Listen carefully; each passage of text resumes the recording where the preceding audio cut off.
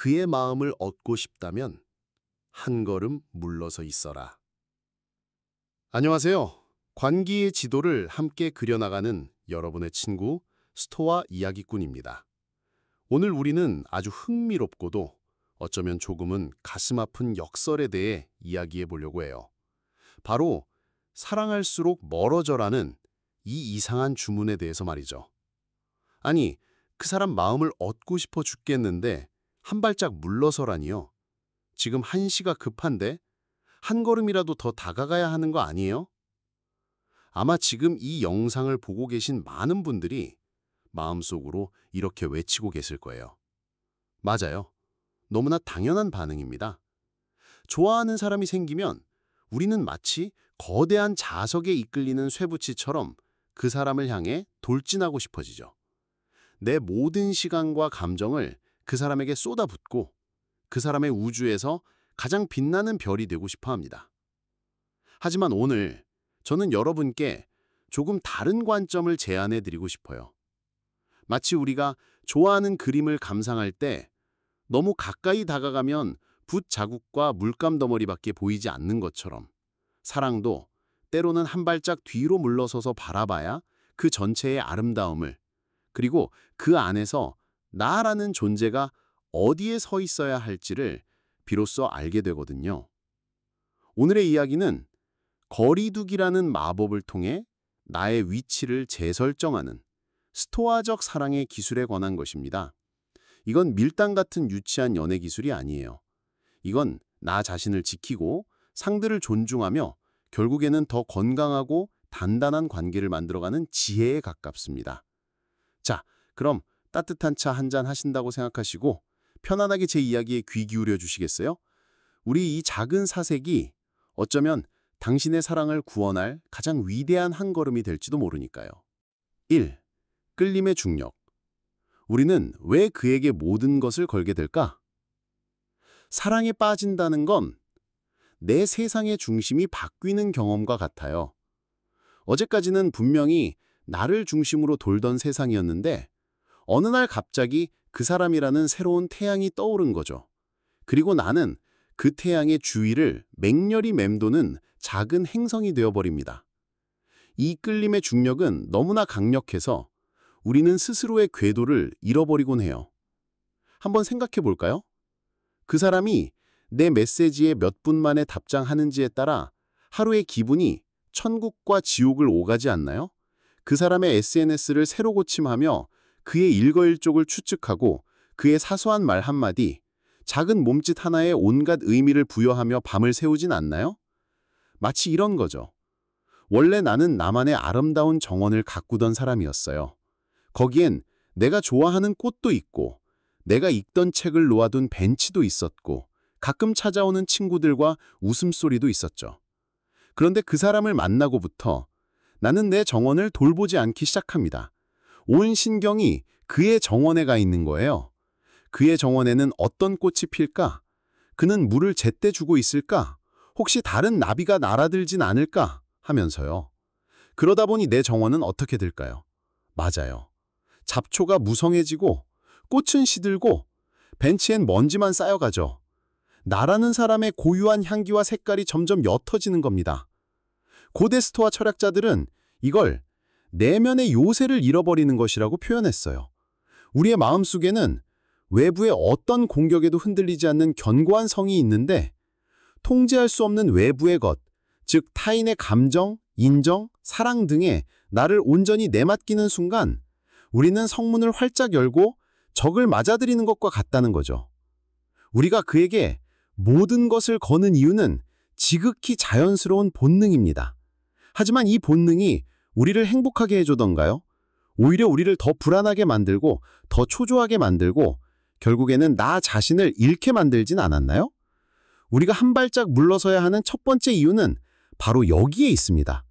나의 행성이 그의 중력에 완전히 흡수되어 소멸하기 전에 나만의 궤도를 되찾기 위해서, 시들어가던 나의 정원에 다시 물을 주고 나만의 꽃을 피우기 위해서 말이죠. 우리가 흔히 저지르는 실수가 있어요. 내가 이만큼 노력하고 이만큼 당신을 생각하고 있으니 당신도 나를 사랑해줘야 해 라는 무언의 압박을 주는 거죠. 물론 대놓고 말하진 않아요. 하지만 우리의 모든 행동이 그걸 외치고 있습니다. 1분 만에 도착하는 칼답, 그의 취향에 맞추기 위한 나의 부단한 노력, 그가 좋아할 만한 선물을 고민하며 보내는 수많은 밤들. 이 모든 것들이 상대방에게는 보이지 않는 감정의 빚으로 다가올 수 있어요. 상대방은 처음에는 고마워할지 몰라요. 와, 나를 이렇게까지 생각해주는구나 하고요. 하지만 시간이 지날수록 그 호의는 부담이 됩니다. 내가 그만큼의 감정을 돌려주지 못하면 나쁜 사람이 될 것 같은 기분이 들게 만들죠. 결국 그는 숨이 막혀서 뒷걸음질하게 될지도 모릅니다. 우리가 했던 모든 노력들이 오히려 그를 밀어내는 힘으로 작용하는 아이러니, 너무 슬프지 않나요? 스토아 철학의 핵심은 우리가 통제할 수 있는 것과 통제할 수 없는 것을 구별하는 것에 있습니다. 내가 그를 얼마나 사랑하는지, 그를 위해 얼마나 노력하는지는 내가 통제할 수 있는 영역이에요. 하지만 그 결과로 그가 나를 사랑하게 될지 아닐지는 전적으로 내가 통제할 수 없는 영역이죠. 우리는 통제할 수 없는 것에 집착하느라 정작 통제할 수 있는 나 자신을 돌보는 일을 소홀히 했던 겁니다. 그 사람의 마음을 얻으려고 애쓰다가 정작 가장 소중한 나의 마음을 잃어가고 있었던 거죠. 자, 이제 왜 우리가 한 발짝 물러서서 거리라는 공간을 확보해야 하는지 조금은 이해가 되시나요? 그 공간은 단순히 비어있는 여백이 아닙니다. 그 공간은 바로 나를 되찾고 관계의 구도를 새롭게 짜기 위한 전략적 기지가 될 테니까요. 이 의식적인 멈춤, 거리두기는 잠수나 밀당이 아니다. 자, 이제 한 걸음 물러선다는 것의 구체적인 의미를 알아볼 시간이에요. 많은 분들이 이걸 오해하곤 합니다. 갑자기 연락을 끊어버리는 잠수나 상대방의 애를 태우기 위한 밀당 같은 것으로요. 하지만 우리가 이야기하는 스토아적 거리두기는 그런 치기 어린 게임이 아닙니다. 이건 상대를 조종하기 위한 기술이 아니라 나 자신을 바로 세우기 위한 의식적인 멈춤에 가깝습니다. 비유를 하나 들어볼게요.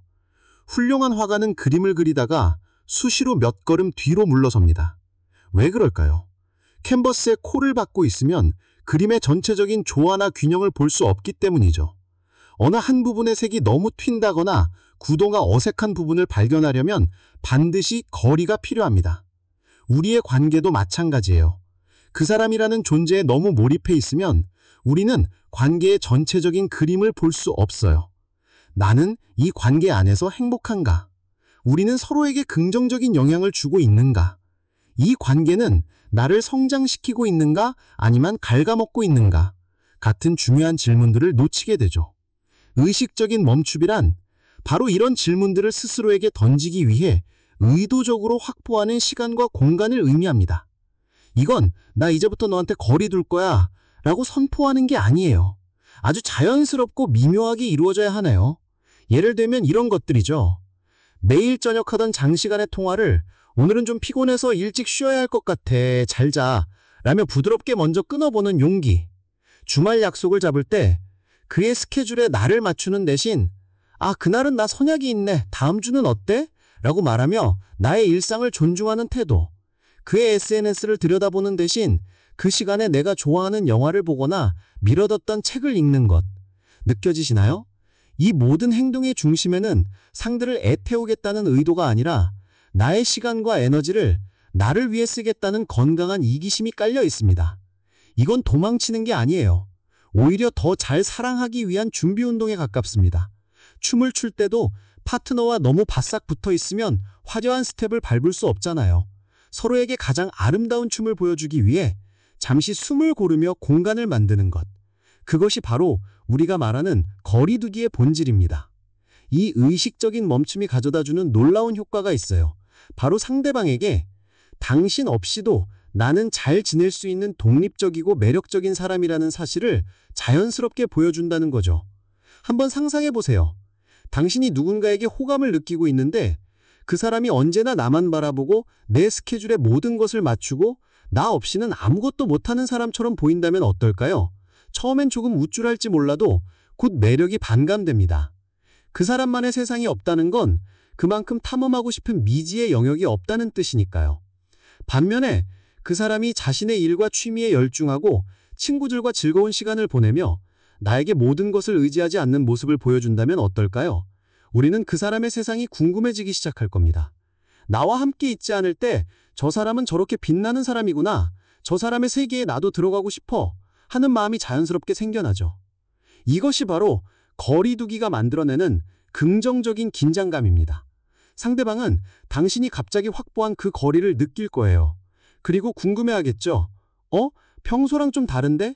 무슨 일 있나? 나한테 마음이 식었나? 하는 생각부터 요즘 뭔가 새로운 걸 시작했나? 더 멋있어졌네? 하는 생각까지. 중요한 건 그가 당신에 대해 생각할 시간을 갖게 된다는 겁니다. 당신이 끊임없이 다가갈 때는 그가 당신에 대해 생각할 틈이 없었어요. 그저 당신의 애정 공세에 반응하기 바빴으니까요. 하지만 당신이 한 발짝 물러서자 비로소 빈 공간이 생겼고 그는 그 공간 속에서 당신이라는 존재를 새롭게 인식하고 평가하기 시작합니다. 이것이야말로 진정한 의미의 위치 재설정의 시작입니다.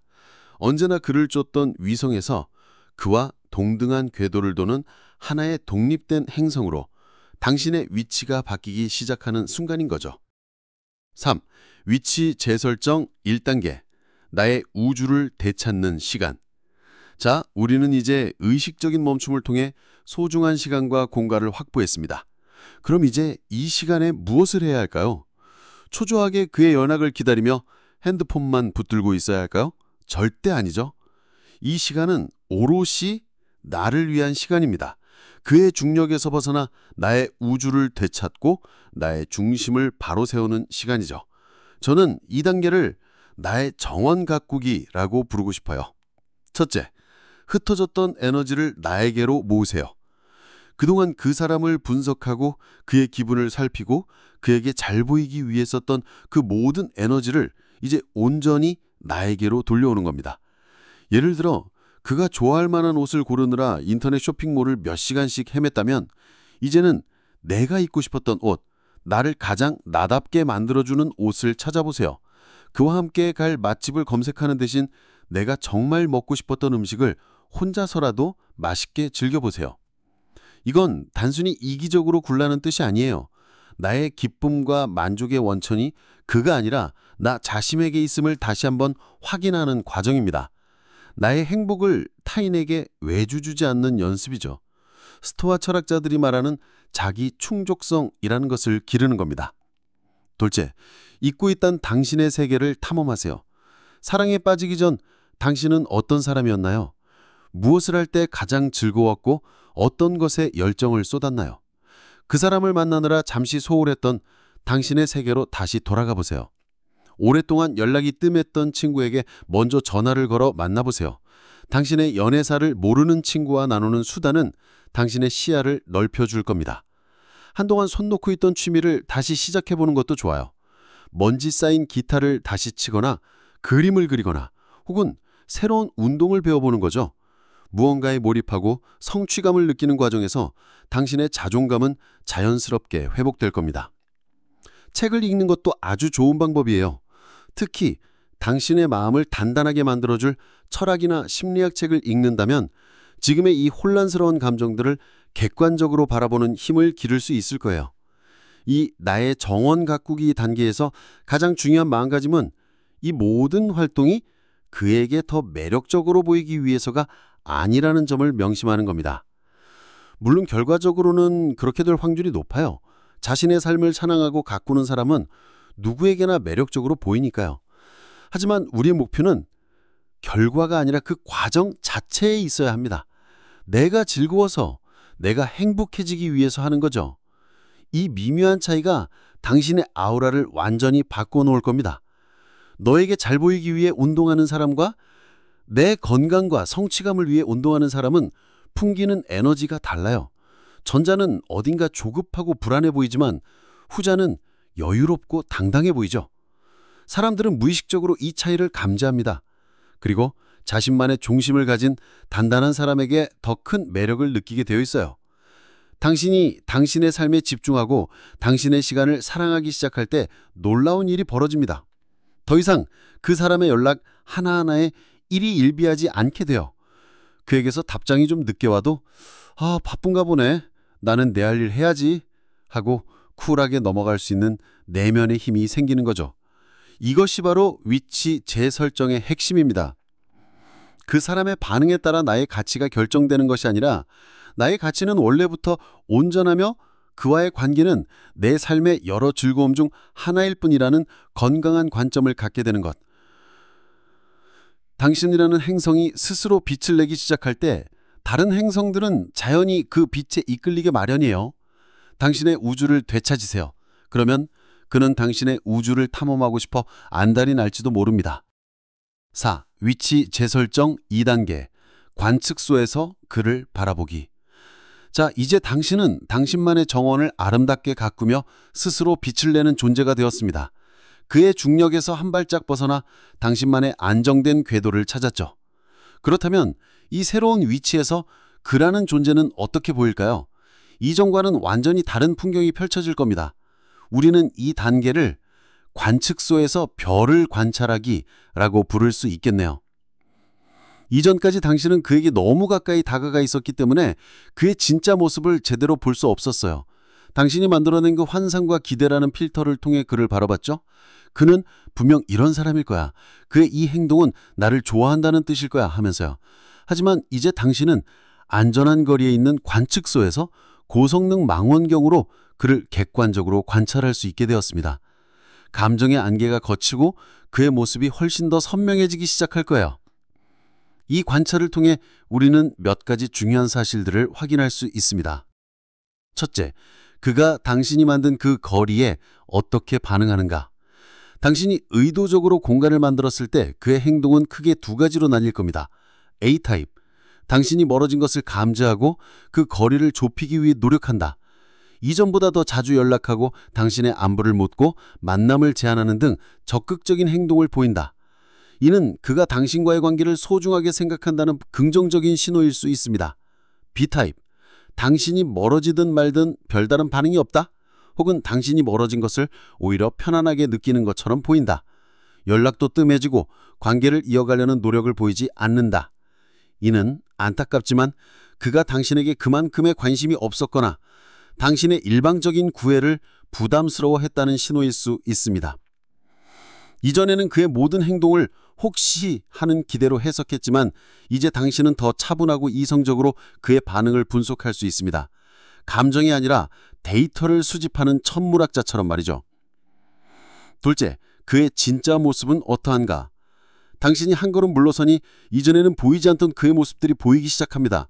어쩌면 당신이 상상했던 것보다 훨씬 더 다정하고 좋은 사람일 수도 있고 반대로 당신의 기대와는 전혀 다른 이기적이거나 무책임한 면모를 발견하게 될 수도 있습니다. 예를 들어 당신이 나 요즘 새로운 운동 시작해서 바빠 라고 말했을 때 오 멋있다 어떤 운동인데 힘들진 않아 라고 당신의 삶을 존중하고 응원해주는 사람인가 아니면 그래서 나 만날 시간 없는 거야 라며 투덜대고 자신의 감정만 앞세우는 사람인가. 당신이 감정적으로 그에게 매달리지 않을 때 비로소 그의 인격과 성품이 맨 얼굴을 드러냅니다. 당신의 환상이 거친 자리에 서 있는 그 사람, 과연 그는 당신이 당신의 소중한 시간과 감정을 투자할 만한 가치가 있는 사람인가요? 이 관찰의 단계는 관계의 미래를 결정하는 아주 중요한 분기점이 됩니다. 당신은 더 이상 맹목적인 사랑의 포로가 아니에요. 당신은 이제 이 관계를 계속 이어나갈지 아니면 여기서 멈출지를 스스로 결정할 수 있는 주체가 된 것입니다. 스토아 철학자 세네카는 말했습니다. 성급한 묻음만큼 수치스러운 것은 없다. 우리는 그 사람의 마음을 얻고 싶다는 조급함 때문에 그 사람을 제대로 관찰하고 판단하는 과정을 생략해버리곤 합니다. 하지만 이 거리두기를 통해 확보한 시간 동안 우리는 비로소 냉철한 관찰자가 되어 상대방의 가치를 그리고 이 관계의 가치를 제대로 평가할 수 있게 됩니다. 이 과정을 거치고 난 뒤에 내리는 결정이야말로 후회 없는 선택이 될 확률이 높겠죠. 5. 세련된 재회, 동등한 행성들의 만남. 자, 이제 관찰의 시간은 끝났습니다. 당신은 당신의 정원을 아름답게 가꾸었고 관측소에서 그를 충분히 관찰했죠. 그리고 결론을 내렸습니다. 그래, 그는 내가 계속 만나고 싶은 좋은 사람이야. 그렇다면 이제 어떻게 해야 할까요? 다시 예전처럼 맹렬하게 다가가야 할까요? 아닙니다. 이제부터의 만남은 이전과는 완전히 달라야 합니다. 우리는 이 단계를 동등한 행성들의 만남이라고 부를 수 있습니다. 이전처럼 하나의 태양과 그 주위를 맴도던 위성의 관계가 아니라 각자 자신의 궤도를 돌고 있는 두 개의 독립된 행성이 서로의 중력에 이끌려 조화롭게 상호작용하는 단계죠. 이 세련된 재회의 핵심은 여유와 자신감입니다. 당신은 더 이상 그의 사랑을 구걸하는 사람이 아니에요. 당신은 당신의 삶만으로도 충분히 행복하고 충만한 사람이죠. 그와의 관계는 당신의 삶을 더욱 풍요롭게 만들어주는 플러스 알파이지 당신의 존재 이유 자체가 아닙니다. 이런 마음가짐은 당신의 모든 말과 행동에서 자연스럽게 묻어나오게 됩니다. 예를 들어볼까요? 이전의 당신, 극에서 몇 시간 동안 연락이 없자 초조해하면서 바빠? 왜 이렇게 연락이 안 돼? 무슨 일이 있는 줄 알았잖아. 상대방의 부재가 나의 불안을 야기함. 지금의 당신, 몇 시간 후 아무렇지 않게 오늘 날씨 진짜 좋다. 나는 친구랑 맛있는 거 먹고 왔어. 너는 오늘 하루 어땠어? 상대방의 부재 동안 나는 나의 삶을 즐겼으며 그의 안부를 묻는 여유를 보임. 느껴지시나요? 후자의 당신은 훨씬 더 매력적이고 상대방으로 하여금 당신을 더 존중하게 만듭니다. 아, 이 사람은 나에게 집착하지 않는구나. 나도 이 사람에게 더 좋은 모습을 보여줘야겠다는 생각을 하게 만들죠. 이제 당신은 그에게 먼저 연락할 수도 있고 데이트를 제안할 수도 있습니다. 하지만 그 모든 행동의 밑바탕에는 거절당해도 괜찮아 라는 건강한 마음이 깔려 있어야 합니다. 왜냐하면 당신은 그의 승인이나 사랑이 없어도 무너지지 않는 단단한 내면의 요새를 이미 구축했기 때문이죠. 당신이 이런 동등한 위치에서 그를 대할 때 관계의 역학은 완전히 새롭게 쓰입니다. 그는 더 이상 당신의 사랑을 받는 대상이 아니라 당신과 함께 관계를 만들어 나가는 파트너가 됩니다. 서로를 존중하고 서로의 세계를 궁금해하며 건강한 긴장감 속에서 서로에게 더 깊이 빠져들게 되는 거죠. 이것이 바로 거리두기라는 마법이 만들어낸 최고의 결과물입니다. 상대를 얻기 위해 나를 버리는 것이 아니라 나를 온전히 지켜냄으로써 상대와 더 깊고 진실한 관계를 맺게 되는 것. 이보다 더 멋진 사랑의 방식이 또 있을까요? 이 세련된 재회의 단계에서는 몇 가지 주의할 점이 있습니다. 첫째, 다시 예전의 모습으로 돌아가지 않도록 경계해야 합니다. 관계가 다시 가까워지면서 우리는 자신도 모르게 예전의 습관, 즉 그에게 과도하게 의존하고 집착하던 모습으로 돌아가려는 경향이 있어요. 나의 정원 가꾸기를 게을리해서는 안 됩니다. 당신의 삶, 당신의 친부, 당신의 취미를 꾸준히 지켜나가야 합니다. 그래야 관계의 균형이 무너지지 않습니다. 둘째, 당신의 감정을 하지만 담백하게 표현하는 연습을 해야 합니다. 이전처럼 감정에 휘둘려 쏟아내는 것이 아니라 나는 이럴 때 기분이 좋아. 나는 이런 행동은 조금 서운하게 느껴져. 와 같이 나를 주어로 하여 차분하게 전달하는 거죠. 이것은 상대방에게 당신의 세계를 이해할 수 있는 가이드라인을 제공해 주는 것과 같습니다. 셋째, 상대방에게도 그만의 우주가 있음을 인정하고 존중해야 합니다. 그가 친구들과 시간을 보내거나 혼자만의 시간을 가질 때 그것을 당신에 대한 애정의 부족으로 해석하지 마세요. 오히려 그의 세계를 존중해주고 응원해주세요. 그럴 때 그는 당신의 곁에서 더 큰 안정감과 자유를 느낄 것이고 당신이라는 존재를 더욱 소중하게 생각하게 될 겁니다. 결국 건강한 사랑이란 두 사람이 서로에게 완전히 흡수되어 하나가 되는 것이 아니라 각자의 고유한 빛을 잃지 않으면서도 서로의 궤도를 아름답게 비춰주는 것과 같습니다. 당신이 한 발짝 물러섬으로써 얻게 된 그 거리는 이제 두 사람을 답답하게 가두는 벽이 아니라 서로가 자유롭게 춤출 수 있는 넓은 무대가 되어줄 겁니다. 6. 스토아족 결말. 어떤 결과든 나는 승리한다. 자, 이제 우리의 긴 이야기도 막바지를 향해 가고 있습니다. 우리는 끌림의 중력을 이해했고 의식적인 멈춤을 통해 나만의 우주를 되찾았으며 관측소에서 그를 본 뒤 세련된 재회를 시도했죠. 그렇다면 그 결과는 어떻게 될까요? 당연히 우리가 바라는 가장 이상적인 시나리오는 그가 당신의 새로운 모습에 반해 두 사람이 건강하고 아름다운 사랑을 시작하는 것이겠죠. 하지만 만약 그렇게 되지 않는다면요? 당신이 그 모든 노력을 다했는데도 불구하고 그가 끝내 당신에게 마음을 열지 않거나 관계가 당신이 원하는 방향으로 흘러가지 않는다면 이건 실패일까요? 스토아 철학의 관점에서 본다면 절대 그렇지 않습니다. 오히려 이것이야말로 이 전략의 가장 위대한 점이라고 할 수 있죠. 어떤 결과가 나오든 당신은 결국 승리하게 되기 때문입니다. 시나리오 A, 그와 아름다운 관계를 시작한다. 이 경우 당신은 단순히 그의 마음을 얻은 것뿐만 아니라 훨씬 더 값진 것을 얻었습니다. 바로 자기 자신을 잃지 않고 사랑하는 법을 배운 거죠. 이 관계는 서로를 구속하고 집착하는 불안한 관계가 아니라 서로를 존중하고 지지하는 건강하고 단단한 관계가 될 확률이 매우 높습니다. 진정한 의미의 승리죠. 시나리오 B, 관계가 이루어지지 않는다. 이 경우에도 당신은 승리한 겁니다. 왜냐고요? 첫째, 당신은 나와 맞지 않는 사람을 조기에 걸러냈습니다. 당신의 그 모든 건강한 노력과 빛나는 모습에도 반응하지 않는 사람이라면 어차피 장기적으로 당신을 행복하게 해줄 수 없는 사람이었을 가능성이 높아요. 불필요한 감정 소모와 시간 낭비를 막은 셈이니 이것이야말로 현명한 승리죠. 둘째, 그리고 가장 중요한 것은 당신은 이 과정에서 더 나은 나가 되었다는 사실입니다. 그 사람이 있든 없든 당신은 이제 자신만의 정원을 가꿀 줄 알고 스스로의 힘으로 행복해질 수 있는 사람이 되었습니다. 당신의 자존감과 내면의 힘은 이전과는 비교할 수 없을 정도로 성장했죠. 사랑을 얻으려다 나 자신이라는 가장 소중한 보물을 얻게 된 겁니다. 이보다 더 큰 승리가 어디 있을까요? 스토아 철학에는 아모르파티, 즉 운명애라는 개념이 있습니다.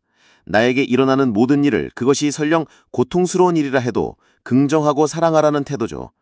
우리가 통제할 수 있는 최선의 노력을 다했다면 그 이후에 펼쳐지는 결과는 어떤 것이든 겸허히 받아들이는 겁니다. 그 결과가 나를 더 성장하게 만들 운명이었다고 믿는 거죠.